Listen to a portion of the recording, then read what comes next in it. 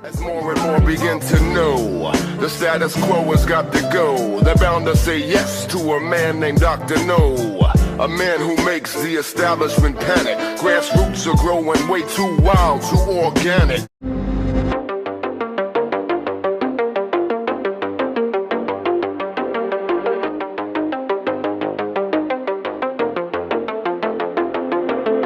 President Biden said in an interview with Univision that aired on Tuesday that Israel should call a 6 to 8 week ceasefire and appeared not to condition a truce on a hostage deal with Hamas. So Biden said in this interview, and this was recorded last Wednesday, so keep that in mind, but he said, quote, "So what I'm calling for is for the Israelis to just call for a ceasefire, allow for the next 6-8 weeks total access to all food and medicine going into the country. I've spoken with everyone from the Saudis to the Jordanians to the Egyptians. They're prepared to move in. They're prepared to move this food in. And I think there's no excuse to not provide for the medical and the food needs of those people. It should be done now," end quote. So this seems like a shift. Biden basically calling for a ceasefire without calling for a hostage deal to be attached, temporary ceasefire. But it's unclear if this really means a shift in policy. On the same day, before the interview aired, you had President Biden's top officials pinning the blame for the lack of a ceasefire on Hamas. This was both Antony Blinken and Jake Sullivan were saying this on Tuesday. Blinken's quote was, quote, "Hamas has an opportunity now to agree to the proposal on a ceasefire and hostages. The ball is in Hamas's court. The world is watching to see what it does," end quote. So putting it all on Hamas and not Israel. And as I covered yesterday, Hamas rejected Israel's latest proposal. They said that it did not address their main demands, which include they want a permanent ceasefire and they want the free movement of displaced Palestinians so they could go back to the north.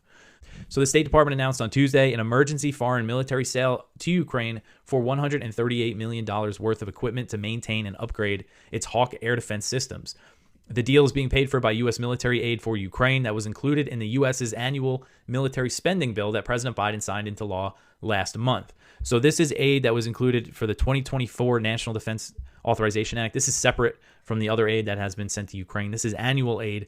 And this bill included $300 million for Ukraine in the form of foreign military financing, which is a State Department program that gives foreign governments money to buy U.S. weapons. And I was actually thinking to myself recently when they were going to start using that, and they didn't wait very long here. And they're saying that this is an emergency sale, so that means they're going to expedite it, but it still could take a while for these air defense systems to get there.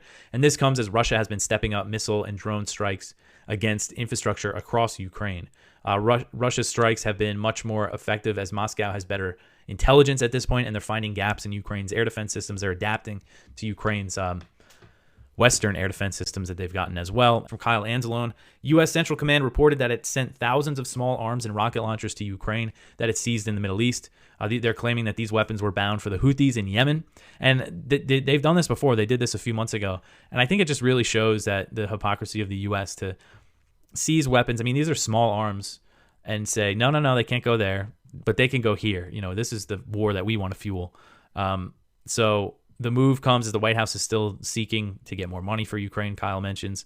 And U.S. Central Command announced the transfer. They said that the U.S. government transferred over 5,000 AK-47s, machine guns, sniper rifles, RPGs, and over 500,000 rounds of 7.62 millimeter ammunition to the Ukrainian armed forces. They said that this constitutes enough material to equip one Ukrainian brigade with small arms rifles, or maybe one neo-Nazi militia. These weapons will help Ukraine, they're saying, will help Ukraine defend against Russia's invasion. This article is from the Washington Post, and really the story here is that the Washington Post is running this story, and it basically says Zelensky is in a really bad position because he's got nowhere to go, no chance at victory on the battlefield, but negotiating a deal with Russia is not politically, if he gives away territory, not gives it away, I mean, it's not his to give away at this point, but if he concedes territory at any part of the deal, then politically he's done. So it's just interesting to see this in the Washington Post. I'll read a little bit of it. It says, as Russia steps up airstrikes and once again advances on the battlefield in Ukraine more than 2 years into its bloody invasion, there is no end to the fighting in sight, and President Volodymyr Zelensky's options for what to do next, much less how to win the war, range from bad to worse. Zelensky has said Ukraine will accept nothing less than the return of all of its territory, including Crimea, but with the battle lines changing little in the last year, militarily retaking swaths of East and South Ukraine that Russia now occupies, which is about 20% of the country, appears increasingly unlikely. And they're saying that negotiating with Putin is politically toxic inside Ukraine. The Ukrainian public is opposed to surrendering territory, and Putin has shown no willingness to, they say, accept anything short of Ukraine's capitulation to his demands. But his demands are, it's not clear exactly if they got into negotiations, but the main Russian demand has been neutrality. That's what it was before they annexed the territory that they captured. But as the war dragged on, then they annexed the territory. So Russia's demands, if there's talks, would be Ukrainian neutrality and that these territories would become Russia. I would be surprised if they offered any sort of, of that territory back. And it says the status quo is awful, with the fight now a grinding stalemate. Ukrainians are dying on the battlefield daily, but a ceasefire is also a non-starter because it would just give the Russians time to replenish their forces. That's kind of a nonsensical talking point. I think you see that from people when it comes to Gaza. Is a ceasefire just gives the other side time to replenish forces, but doesn't that give your side time to replenish forces too? Doesn't really make sense. But it's interesting. This says Ukrainian and Western officials view Zelensky as largely stuck, and they quote Western officials who say that and Ukrainian officials as well. Here's Gerald Salenti with today's trends in the news. And Judge has articles coming out tomorrow. He has them every Thursday. And one of them is going to be the CIA wants more power to spy on Americans. Judge, I'm reading this thing and I'm so angry. I'm angry. Americans need to be aware of the unbridled propensity of federal intelligence agencies to spy on all of us without search warrants as required by the Fourth Amendment to the United States Constitution. These agencies believe that the Fourth Amendment, which protects the individual rights of privacy, only regulates law enforcement and does not apply to domestic spying. And these agencies believe you're right. How about what Mickey Mouse believes? How about what some arrogant little clown believes? Hey, what I believe. Screw you and screw the Constitution. It's what I believe.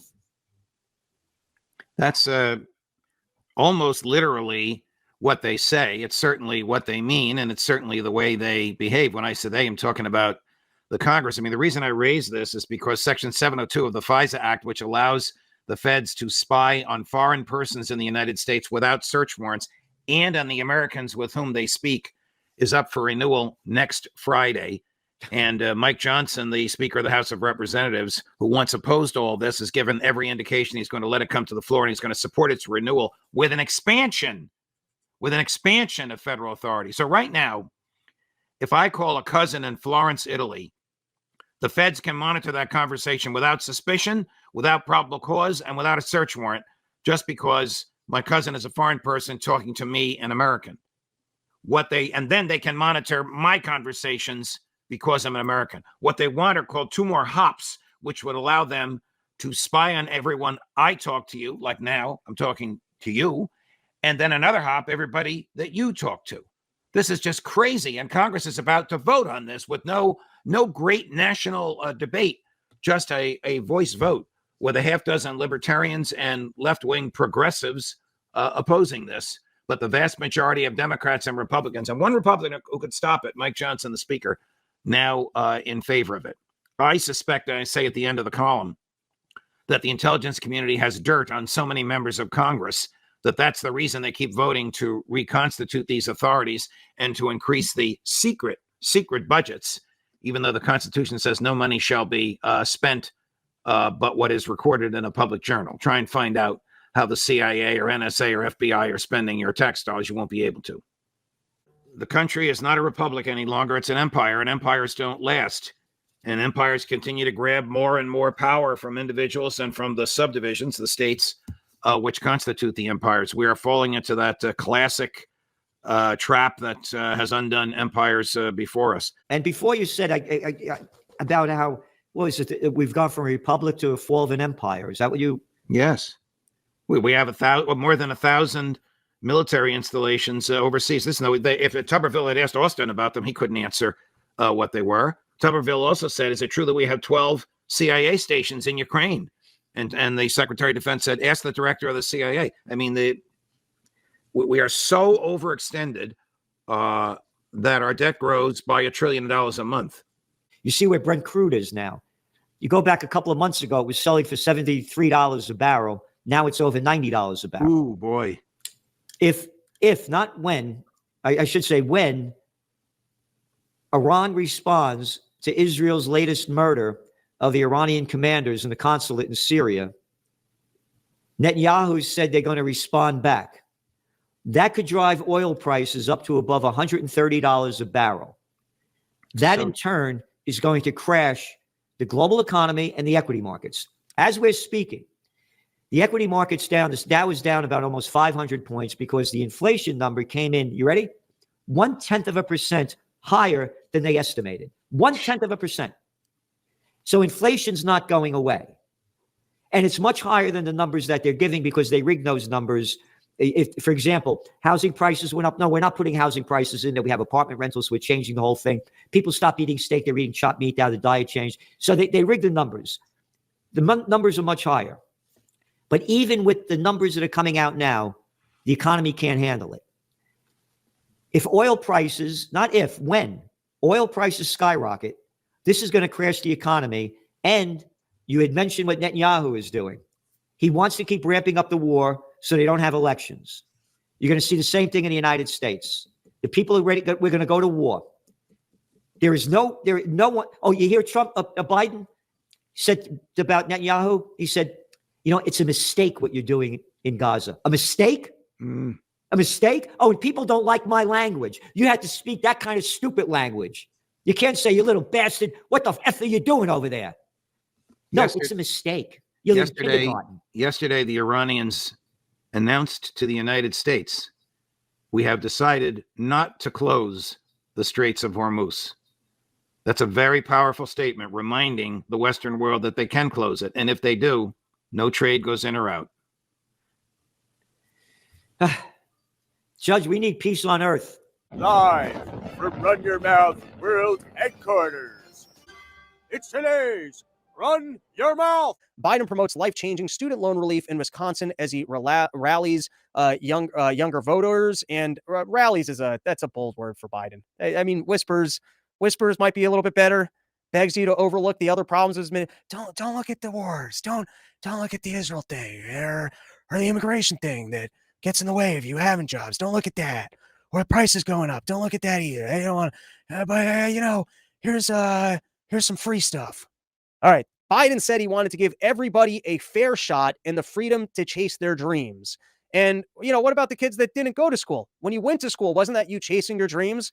And then you failed at your dreams of becoming a DEI officer, right? You went to school with the dream of becoming the person who could be hired by a corporation to make sure that, like, you as a white person wanted to go and get a job at Walmart to make sure that they were being nice to the minorities. And then you found out that they didn't really need a white person to go do that job. Or you really studied gender studies. And then all of a sudden, your whole thing about how women aren't being treated as fairly as men, and it got totally distorted when men started becoming women. And then you're like, there aren't even genders. Why am I studying these genders? And then you found out that even if you had a total understanding of it and the gender science studies weren't changing on you all the time, you still wouldn't have gotten a job with it anyways. So didn't these kids already live their dream? They lived their dream. They pursued their dream when they went to school, and they were lied to about, that was the dream. Was going to school, partying, learning something really stupid, and then thinking you were going to win the lottery and get a job with your really stupid skill set. That was your chance at your dream. And some people are living that dream. Some people have figured out how to make lucrative careers out of what they were taught in school.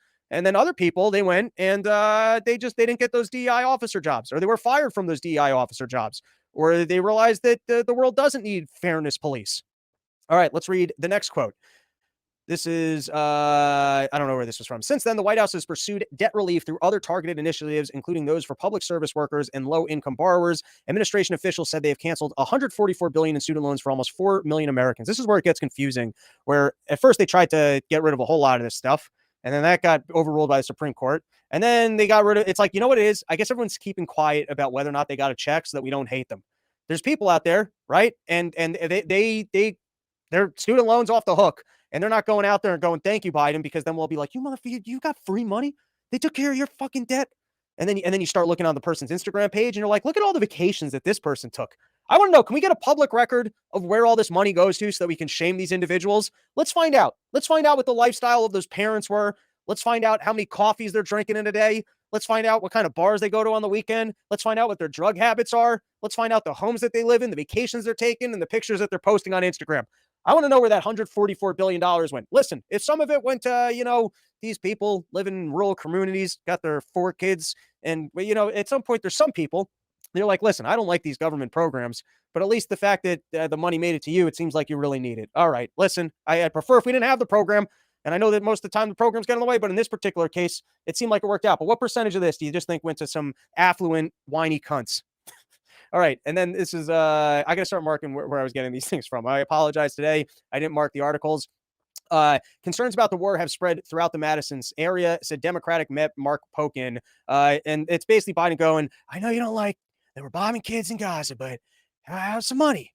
Free stuff, right? Everyone, you guys like the free stuff.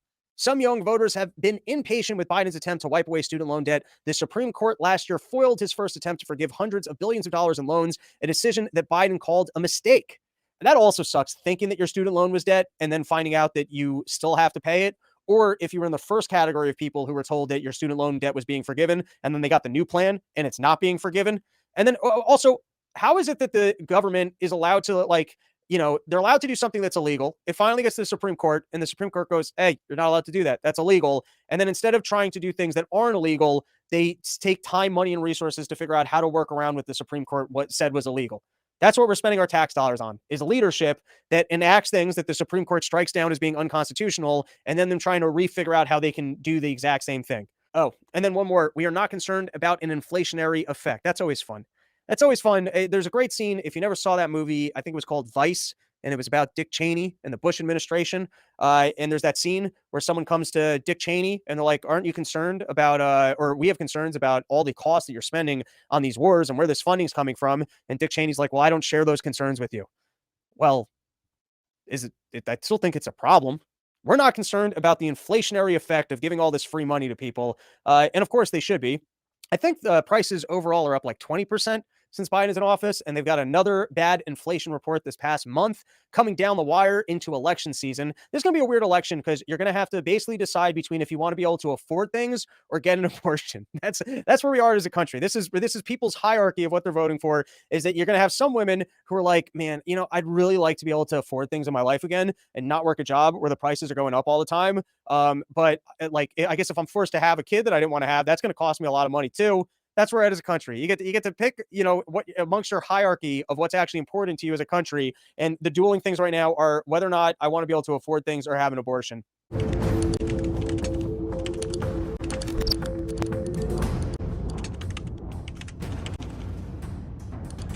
As Benjamin Franklin pointed out in 1779, I believe, the depreciation of the American paper is solely owing to the existence of excessive quantities.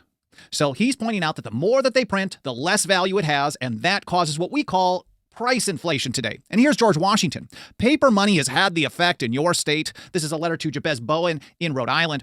It has had the effect in your state that it ever will have, to ruin commerce, oppress the honest, and open a door to every species of fraud and injustice. So George Washington warned us that the monetary system we have today would ruin commerce. Correct. It oppresses the honest. Correct. And it opens the door to every species of fraud and injustice. We know that it has fueled the largest government in history.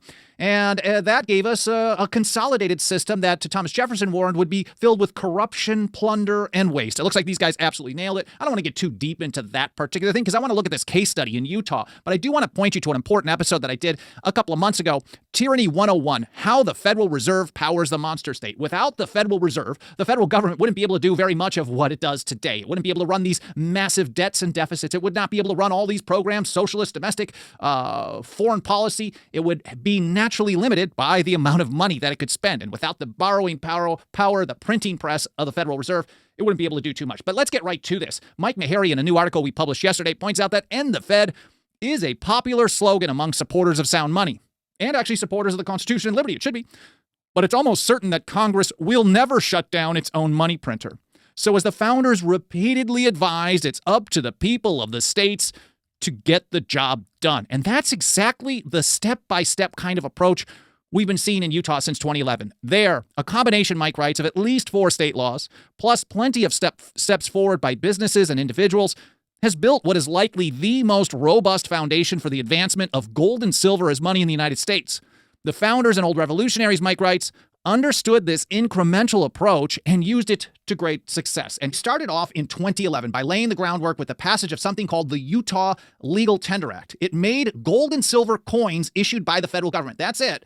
Gold and silver coins issued by the federal government, legal tender in the state. It's something that all 50 states should have been doing all along as required by the Constitution, but they've all been ignoring it all along. So they actually started to turn things around in 2011. And Meharry puts it this way. It also specified, quote, that the exchange of gold and silver coins for another form of legal tender does not create any individual income or sales tax liability.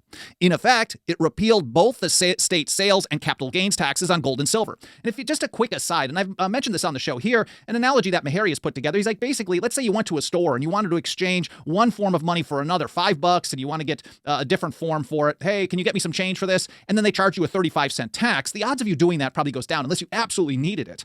And that's what they've been doing with, for example, a sales tax on gold, because if you exchange gold or silver to something, they don't think you're just taking one form of money and swapping it for fiat dollars. Let's say you need $25 or whatever it is for an ounce of silver. Maybe it's closer to 30 now, and you wanted 30 notes of fiat for whatever dumb reason, but let's say you needed it.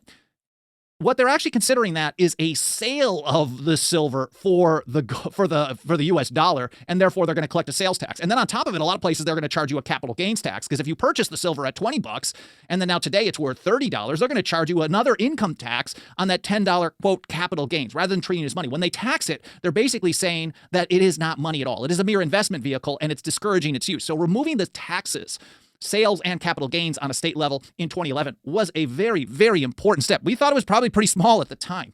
But then again, in 2012, they followed up with a second bill expanding the Utah Legal Tender Act and then renaming it the Specie Legal Tender Act. So it's now the Specie Legal Tender Act.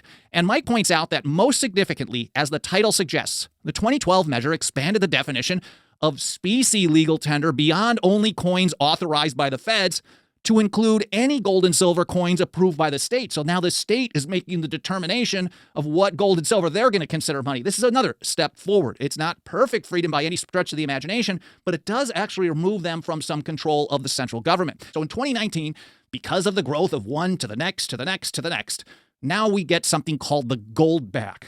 This is a local voluntary medium of exchange. They're dollar-denominated notes made from physical gold. So you basically have something that it's shaped like a paper dollar, but it's made out of actual gold. They created a process that turns pure gold into spendable physical form for small transactions. They're absolutely gorgeous. There's a premium, so they're not cheap to get, but there's something to it as well. Goldback describes it as the world's first physical interchangeable gold money that is designed to accommodate even small transactions. So this is another tool that's been built out of the Utah Specie Legal Tender Act because of it that allows people to actually spend with physical notes in small amounts. Rather than carrying out an ounce of gold or a tenth or 100th ounce of gold, they can actually break it down into ones and fives, etc. So they've been launched in a number of states, but it started in Utah. And the United Precious Metals Association General Counsel Larry Hilton, he noted that the goldback is legal tender in the state of Utah only because of the Specie Legal Tender Act.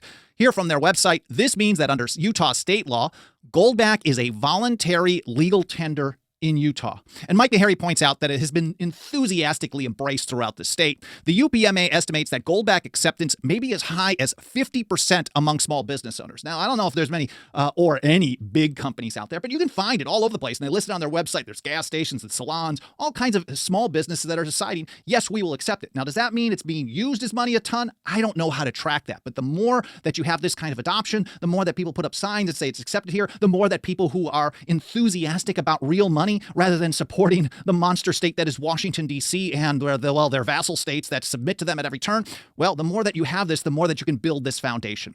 That's exactly what Thomas Jefferson pointed out. Every step, the ground of liberty is to be gained by inches, and each one of these things is a step towards liberty.